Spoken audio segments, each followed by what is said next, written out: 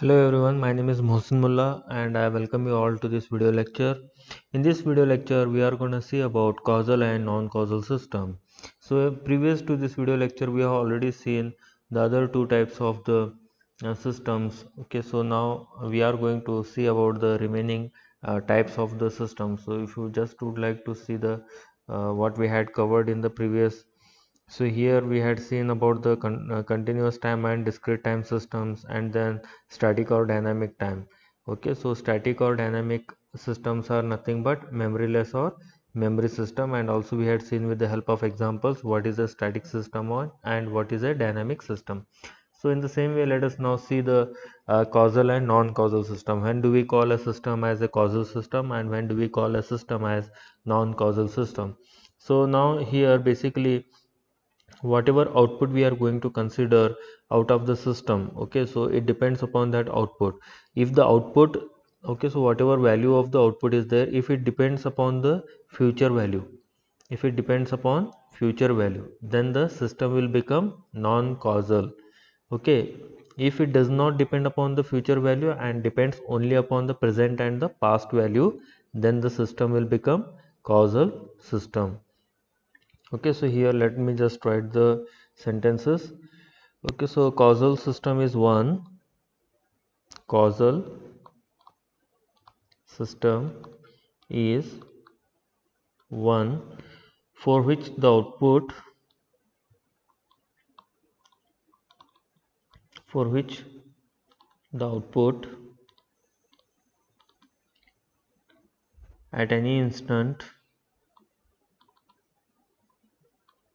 at any instant depends on the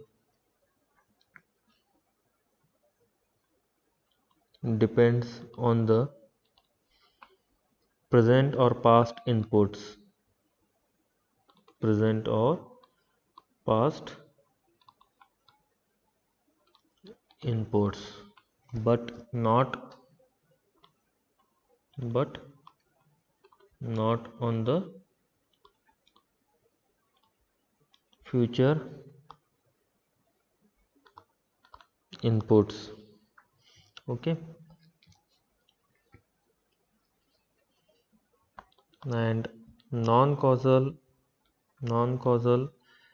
system is one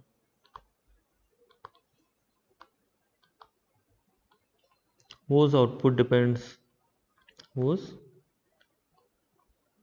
output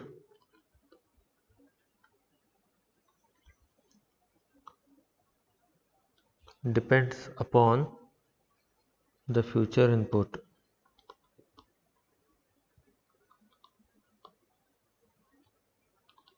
upon the future input. Okay, so here particularly to understand this concept of causal and non-causal system, we have to take just one example, simple example.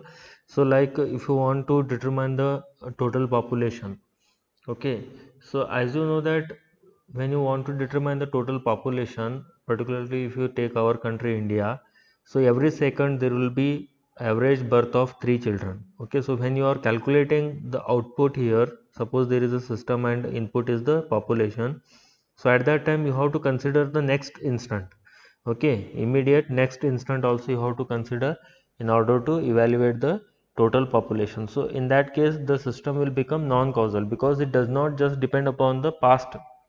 Whoever are already born are nothing but the present.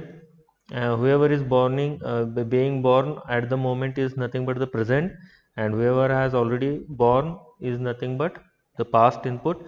But who is going to born immediately after the instant that we are considering is nothing but the future. So if you want to estimate the overall population today, then you have to consider the next future values of the, we can say, future rate of this children being born to evaluate the total population. So in that case the system that we consider here is called as non-causal system. Otherwise the system is nothing but a causal system. So there are not many you can say examples of the causal and this non-causal system. So one more example you can consider is the weather forecasting, because weather is continuously changing, it is never constant.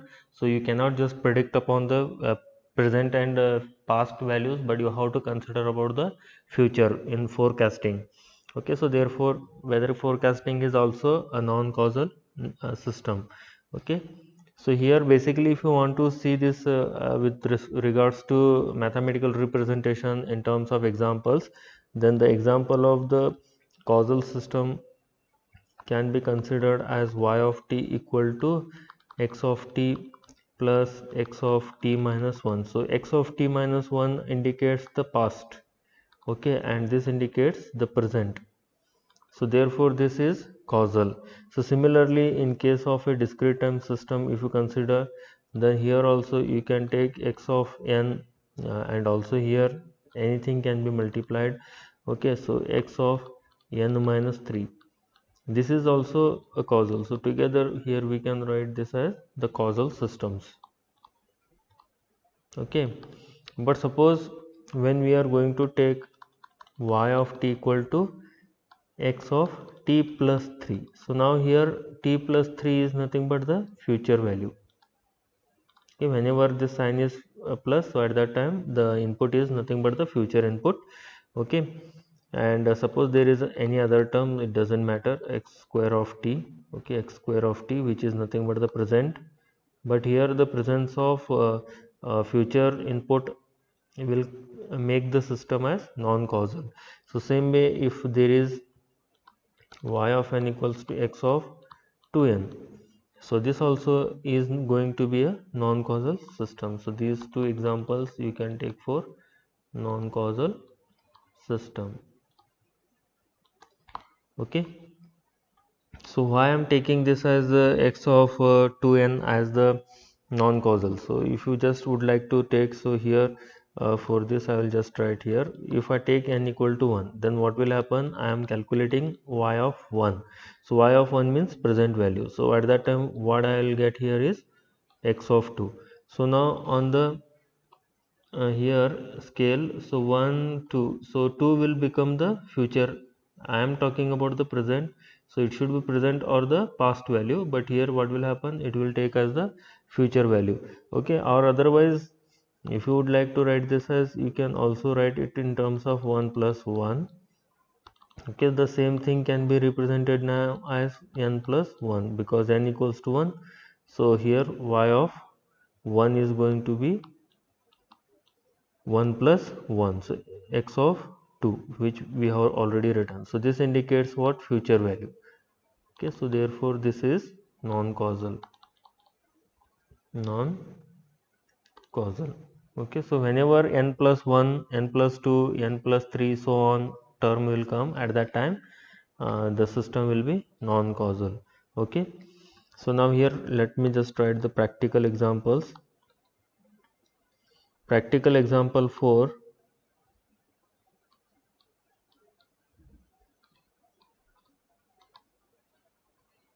Non-causal system are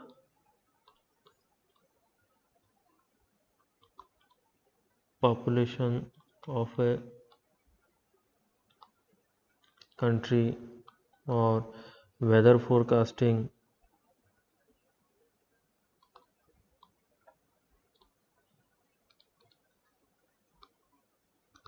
Okay, now next type is linear and non-linear. Linear and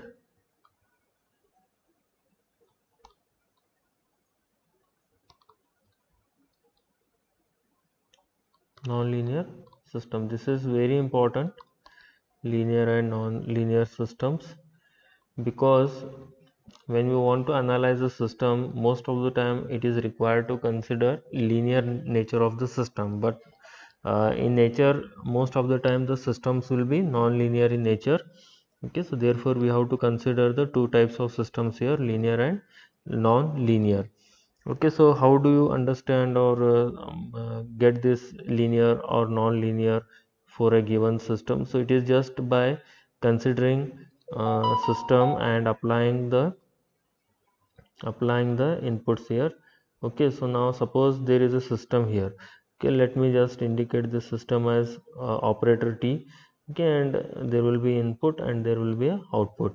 Suppose if I give input as x1 of t, what will be the output? I will write it as y1 of t. If I give x2 of t, what do you expect here? Obviously y2 of t. Now what I will do, instead of giving x1, I will give ax1 of t as the input. Okay, so what do you expect as the output? So for x1 of t it was y1 of t. Now ax1 of t means, obviously you will think that it will be a y1 of t. A will be multiplied to the output as well. Same way b x2 of t would be equal to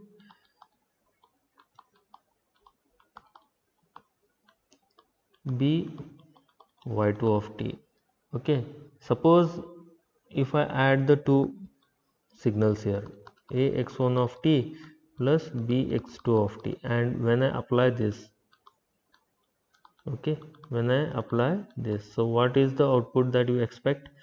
Okay, so the output will be also corresponding to here a y1 of t plus b y2 of t. So here we can write a y1 of t plus b y2 of t. So here what we understand is that, so when the input is the supreme position of the two signals, okay, then the output is also supreme position of the corresponding outputs. Okay, corresponding outputs. So that means when ax1 of t was applied, we had got ay1 of t. When bx2 of t was applied, we had got by2 of t. Suppose if the inputs are superimposed and applied as an input, then obviously the output will be supreme position of the corresponding outputs, or addition of the corresponding outputs.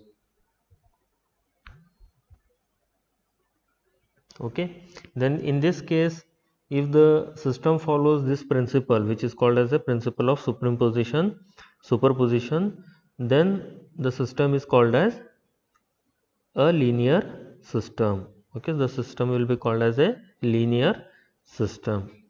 Okay, so now let me just write few lines for this. How do we write this mathematically also we'll write later. Okay, so now the system that obeys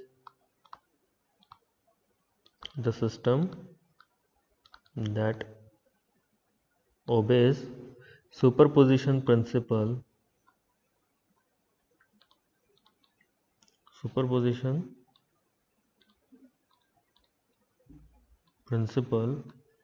is called a linear system. Superposition principle states that the response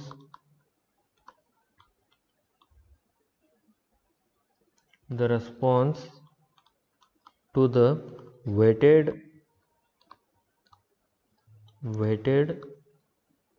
sum of input signals be equal to the corresponding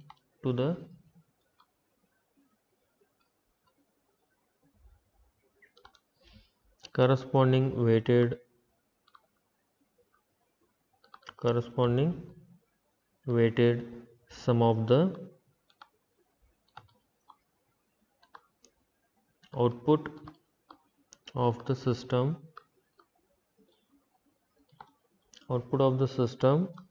to each of the weighted input signal.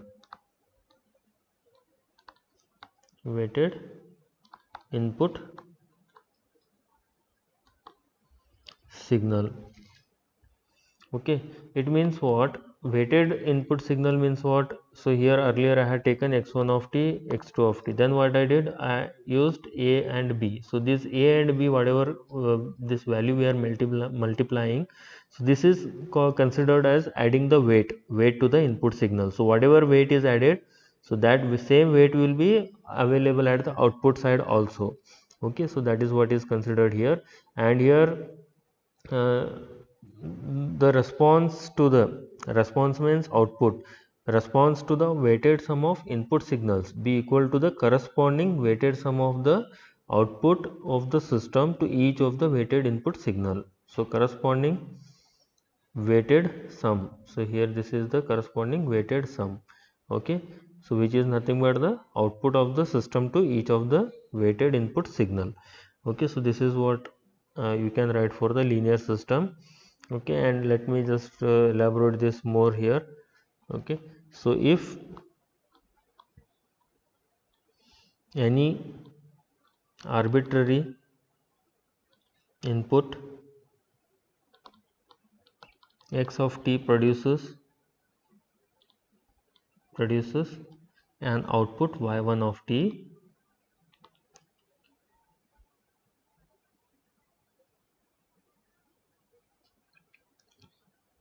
output y of t, otherwise we'll take x1 of t here, produces y1 of t, and x2 of t produces an output y2 of t. Then the system is linear if, then the system is linear if weighted sum of inputs, if weighted sum of inputs, that is a x1 of t plus b x2 of t produces an output a y1 of t plus b y2 of t, a y1 of t plus b y2 of t. Okay, that is x1 of t to the system produces y1 of t, x2 of t to the system produces y2 of t, then ax1 of t plus bx2 of t to the same system produces ay1 of t plus by2 of t. Okay,